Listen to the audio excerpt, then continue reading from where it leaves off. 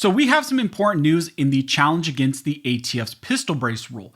The Trump DOJ recently agreed to drop their Fifth Circuit appeal in a case called Mock, but the Trump DOJ and the ATF may still be trying to enforce their interpretation that all brace pistols are SBRs, and there's only currently one case right now that is trying to prevent that from going forward.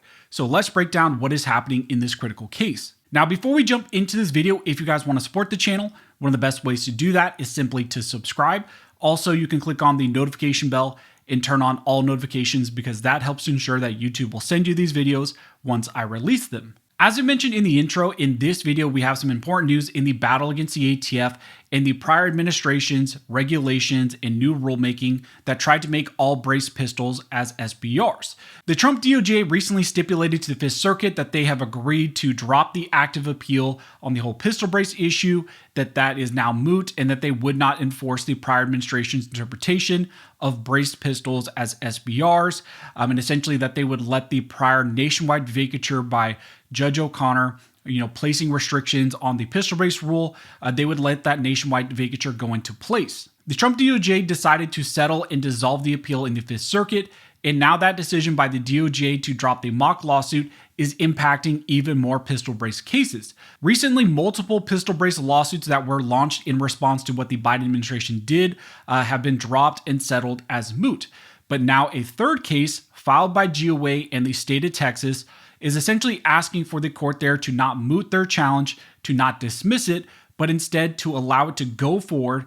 And essentially the main crux of that and why they want it to continue is that they are worried about the ATF's continued enforcement of the pistol brace restrictions, and they have major concerns about not only what this administration could do going forward, but also what potentially new administrations, new presidents, new ATF organizations, what they could do on the whole pistol brace issue going forward, despite this nationwide vacature. Instead of dismissing the case, they asked for the court to issue a permanent injunction to block the ATF's current interpretation of the NFA that any brace pistol is an SBR under the text of the NFA. This is important because if granted, it would prevent any future administration or even the current ATF from going after pistol braces. And the court just issued an order allowing briefing to continue on that issue to gather further information on whether the pistol brace issue is actually moot, if it's done, or if a consideration needs to happen about a permanent injunction to protect this issue going forward. Now, you may recall that the pistol brace rule put in place by the Biden ATF originally started, by the Biden administration creating a new rule, a new comment, and a proposed rule and a final rule, and they wanted to regulate all brace pistols as SBRs under the NFA. Multiple lawsuits were filed against that rule, and eventually Judge Reed O'Connor, issued a final merits decision in the mock lawsuit, striking down the rule completely. In response to that decision, the Biden ATF appealed to the Fifth Circuit, but then the Trump administration, turned over, they got control of the ATF, and his administration decided to pull the appeal and concede the mock lawsuit.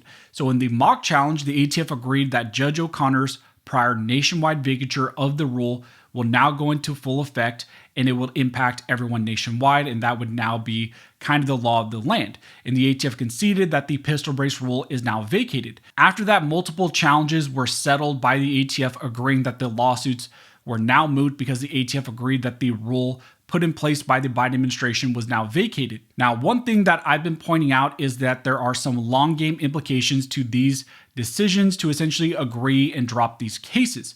By agreeing with the Trump DOJ to drop the lawsuits, you get this kind of immediate win and you end all the enforcement of the pistol brace rule itself, but you also lose the opportunity to get a larger, more impactful final merits win in something like a court of appeals. Remember that the mock case was only ruled on by a district court judge, and if another anti-gun administration comes into office and they decide to take another crack at the pistol brace rule, the only precedent you really have is out of one case and one district court. Also, that ruling was only based on an APA procedural issue, which could be remedied by any future anti-gun administration.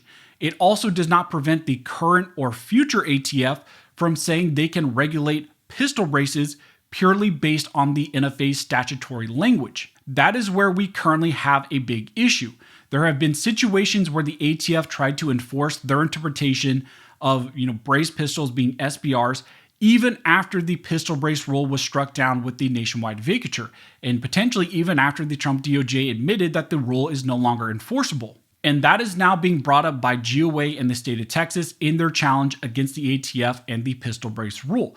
Recently, GOA and the state of Texas and AG Ken Paxton filed a status report in this pistol brace challenge, and they argue that this case is not moot and that the district court here should instead issue a permanent injunction against the ATF's current and future enforcement of any pistol brace restrictions. In a recent notice to the court, GOA stated that subsequent activities by the defendants raised serious doubts about their willingness to comply with this or any other court's ruling. For starters, the rule was vacated on procedural grounds, failure to constitute a logical outgrowth of a proposed rule, not a rejection of defendants' underlying statutory interpretation.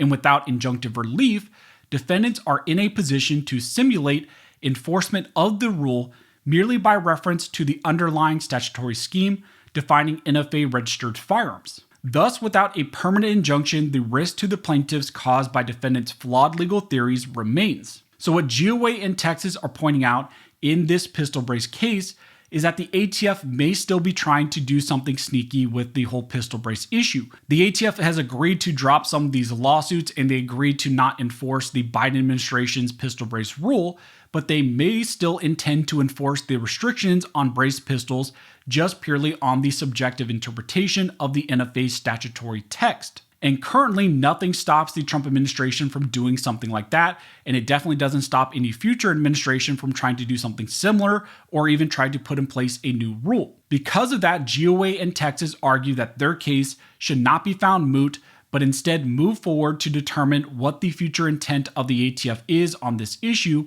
and if a permanent injunction is still needed. And recently, the court in this case agreed that further briefing on this issue is needed and that it should happen. They asked for the ATF to file a motion to dismiss on mootness grounds if they want, and put forward their arguments for why they believe this case should end right here and now. And then GOA and Texas will get to respond on why they believe this case should proceed forward and why they need a permanent injunction. It will be interesting to see, what does the administration do in response to this.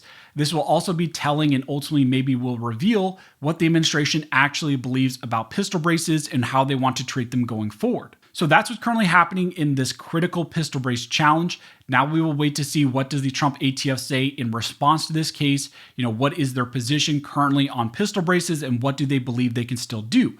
So as we get more information, as it develops more, I will let you guys know. If you like this video and you'd like to support the channel, one of the best ways to do that is simply to like, comment, and subscribe.